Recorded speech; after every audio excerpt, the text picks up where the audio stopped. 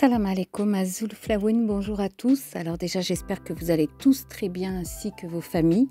Alors aujourd'hui, je vous propose une recette facile à faire et délicieuse. Ce sont des gâteaux arabes, alors qu'on peut faire aux amandes ou aux cacahuètes et avec du sucre glace. Ils sont vraiment excellents, accompagnés d'un thé ou d'un café ou pour les futures soirées du Ramadan qui arrivent bientôt. Voilà, j'espère que cette recette vous plaira, qu'elle vous donnera envie de l'essayer. Alors, nous aurons besoin pour cette recette de 250 g de beurre mou. Donc, il faut le prévoir à le sortir avant du réfrigérateur. 2 œufs entiers à température ambiante, les œufs aussi. 2 sachets de sucre vanillé. 180 g de sucre glace. 100 ml d'eau de fleur d'oranger. 140 g d'amandes donc grillées et concassées. On peut y utiliser donc aussi, comme j'ai pu vous le dire, des cacahuètes. 60 g de sésame grillé. Alors là, nous aurons besoin, moi j'ai utilisé en tout cas 700 g, j'ai commencé par 500 et après vous allez le voir, j'ai dû en rajouter 200 g, mais tout dépend de votre farine, donc mettez-la progressivement la farine. Ensuite, il nous faudra aussi 5 g de levure chimique et nous aurons besoin également d'un peu de sucre glace pour la déco de fin. Donc dans un grand récipient ou un saladier, comme vous voulez, on va mettre déjà le beurre mou. On va rajouter nos œufs, le sucre glace, donc on pense bien sûr à tamiser le sucre glace, parce qu'en général il reste toujours après des petits grains vraiment qui passeront pas, ou alors si on ne le tamise pas ils vont passer dans la pâte et c'est pas agréable. C'est comme la farine, l'idéal de toute façon c'est vraiment de tamiser la farine et le sucre glace. Et on va rajouter donc le sucre vanillé, les 2 sachets. Ensuite, on va mettre donc l'eau de fleur d'oranger. Donc, on va mélanger à la main, c'est plus pratique. Donc, on mélange tous ces ingrédients. Vous inquiétez pas si vous voyez qu'il reste des petits morceaux de beurre, ça aura aucune conséquence dans la pâte à gâteau.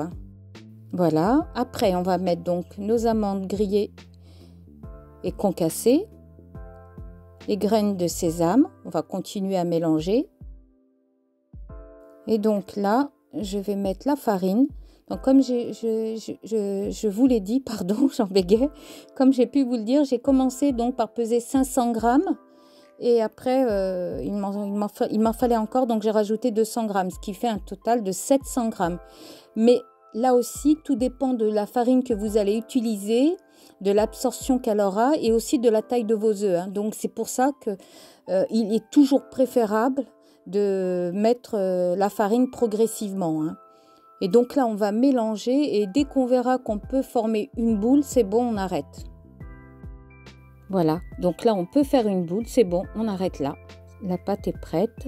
Donc, on va simplement la couvrir et la laisser une dizaine de minutes pour qu'elle soit beaucoup plus facile à manipuler après. On prépare notre plat à côté, donc le plat qui va aller dans le four. On lui a préalablement mis une feuille de cuisson. Et donc en fait là ce qu'on va faire, on va prendre, donc vous pouvez si vous souhaitez peser ou la faire comme je fais moi au pif on va dire. Et donc on va former une petite boule et puis on va faire un boudin et puis on va faire la forme d'un croissant, on va dire ça comme ça, vous voyez. Je crois que l'image parle d'elle-même, c'est mieux de regarder.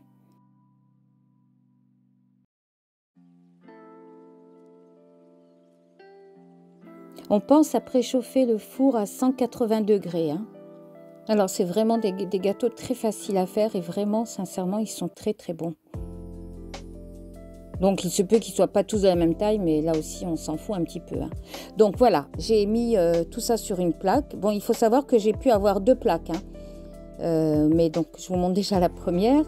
Et on va les enfourner à 180 degrés. Pendant 10 à 15 minutes, vous surveillez la cuisson en fait.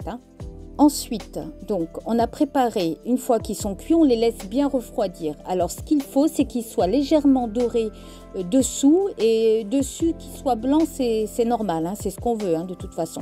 Et donc, on attend qu'ils refroidissent avant de les manipuler et on va tout simplement les rouler dans le sucre glace afin qu'ils aient une fine couche de sucre glace. Alors à ne pas confondre, ce n'est pas des cornes de gazelle. Les cornes de gazelle, bon, c'est pas comme ça déjà, on ne les fait pas comme ça du tout. Et le sucre glace, on en met beaucoup plus. Non, c'est pas des cornes de gazelle, c'est des petits gâteaux, tout simplement. Voilà, donc je vais tous les rouler dans le sucre glace. On en a quand même une bonne quantité, hein. Je crois que j'ai dû en avoir une trentaine, entre 30 et 40 petits gâteaux, hein. Voilà, la recette est terminée. J'espère que celle-ci vous plaira et qu'elle vous donnera envie de l'essayer. Ce sont des gâteaux qui se conservent très bien dans une boîte hermétique et on peut aussi les congeler. Voilà, en attendant la prochaine vidéo de recette, je vous dis à très bientôt et surtout, continuez à prendre soin de vous et des vôtres.